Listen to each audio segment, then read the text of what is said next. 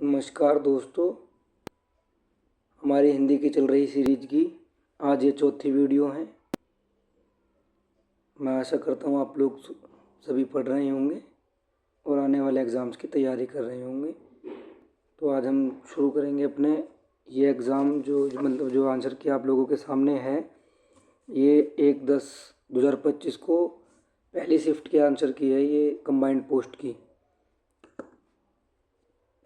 तो पहला सवाल ही देखेंगे हम लोग। दिए गए विकल्पों में से सही वाक्य क्रम का चयन कीजिए। ये इतना कठिन सवाल है नहीं। और आज हम इस आंसर की में एक चीज़ और देखेंगे कि वन वर्ड और कारक चिन्ह पर बड़ा जोर रहा है इस पर।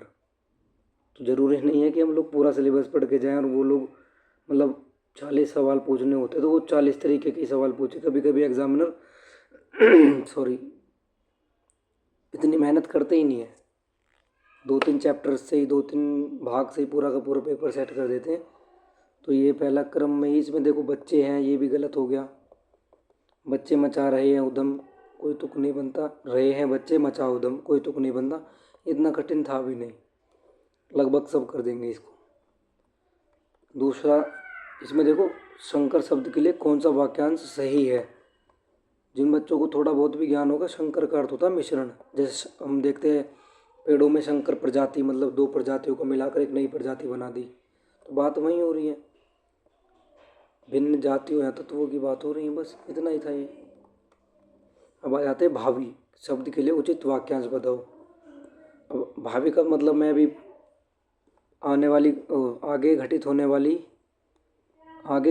वाला जैसे हम बोलते हैं भावी उम्मीदवार, जैसे इलेक्शंस में लगा नहीं देते वोटिंग भावी उम्मीदवार, तो आगे होने वाली।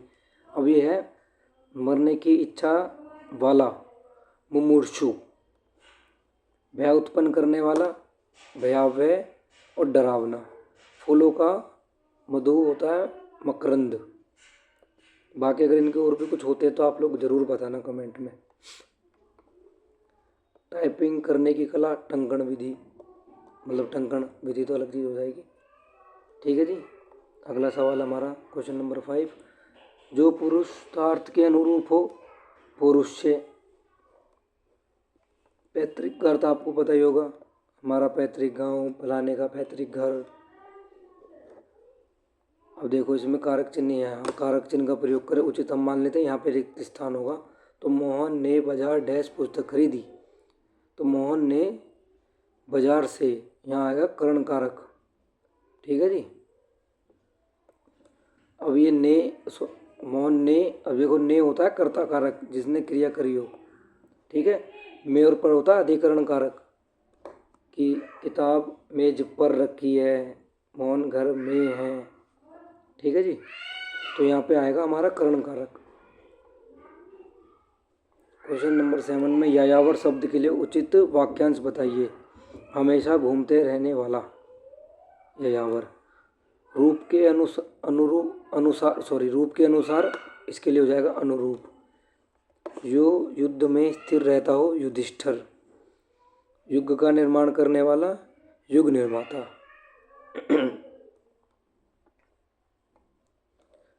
निम्नलिखित वाक्य के रिक्त स्थान में उचित क्रिया शब्द का प्रयोग करें। पिताजी को डैश खाना है। पिताजी को खाना खाना है। ठीक है जी।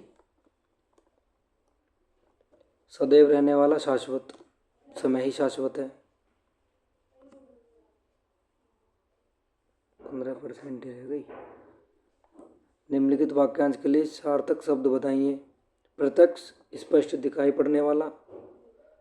निष्पाप, पाप से रहित। ठीक है जी। अब यहाँ पे वाक्यांश क्या था हमारा, जो कहीं जाकर लौट आया प्रतिज्ञात।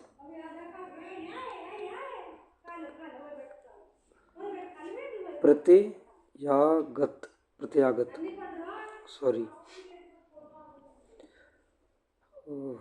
दिए गए विकल्प में सही वाक्य का क्रम चयन कीजिए। ये भी बहुत आसान था, इसमें आप लोग खुद भी देख लेंगे।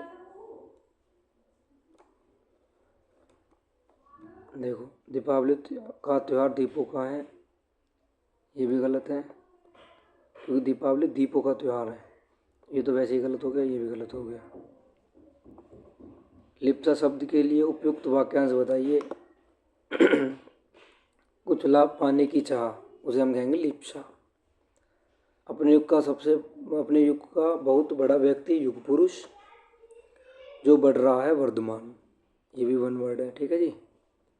अगला, बच्चे को दूध दे दो। अब इसमें बचाना विशेषण। तो थोड़ा दूध, क्योंकि काला दूध भी नहीं होगा, सुंदर दूध भी नहीं होगा, कैसा दूध भी नहीं होगा। ठीक है, मात्रा वाला है ये विशेषण। कितनी मात्रा है दूध की। तनु का प्रयागराज डैश निश्चित है जाना। ठीक है जी। निम्नलिखित वाक्य में देखो, यहाँ पे बढ़िया है। कानून सब धर्मों डैश और उनकी अलग अलग मान्यताओं डैश ऊपर है। अब यहाँ पे से और से दोनों इसलिए लगा क्योंकि अपादान अपादान का अर्थ होता है अलग होना। वाक्य का भाव यही है, कानून दोनों मतलब सब धर्मों से और उनकी मान्यताओं से अलग है। ठीक है जी। कारक चिन्ह का बड़ा मतलब इस पेपर में बहुत सारे कारक चिन्ह आए हुए हैं। देखो अगला आ गया, संदीप डैश मुझे आज आने के लिए कहा। अब संदीप यहाँ पे कौन है? कर्ता। अब कर्ता के लिए लगेगा ने। कर्ता कारक है ना, कर्ता कारक होता है ने, तो संदीप के लिए लगा मैंने ने। जो आंखों के सामने हो प्रत्यक्ष। प्राचार्य जी ने बच्चों पढ़ाई का महत्व बताया बच्चों को। ठीक है जी। यहाँ पे ये रहा हमारा 19वां संबंध कारक किसके लिए हमें? जवाहरलाल नेहरू बहुमुखी प्रतिभा डैश धनी थे। अब यहाँ पे के ये आ गया हमारा संबंध कारक। जवाहरलाल नेहरू से संबंध बता दिया इसने। हमारा आखिरी क्वेश्चन है, सभी अध्यापकों को डैश समय पर विद्यालय पहुंचना है। तो यह आएगा ठीक समय पर। ठीक है जी। हमारे आज के 20 सवाल यहीं होते समाप्त। आज थोड़ी सी पढ़ने में और आवाज़ में दिक्कत रही है, मतलब रीडिंग में भी थोड़ी सी दिक्कत रही है। इसका कारण मैं आपको कई बार मतलब मैं थोड़ा सा गले की समस्या से जूझ रहा हूँ, तो आज के लिए माफ़ी चाहूँगा मैं। बाकी आप लोगों की नज़र तो क्वेश्चन पे चली गई होगी। अगर आपको कोई क्वेश्चन लगता है कि इसमें वो कुछ देखने लायक था तो आप पॉज करके ज़रूर देखना, और अगर कोई ऑप्शन ऊपर नीचे होता है तो ज़रूर मुझे बताना कि भैया यहाँ पे गलत हो गया। हम मिलते हैं आपसे अगली वीडियो में। यहाँ तक देखने के लिए बहुत बहुत धन्यवाद।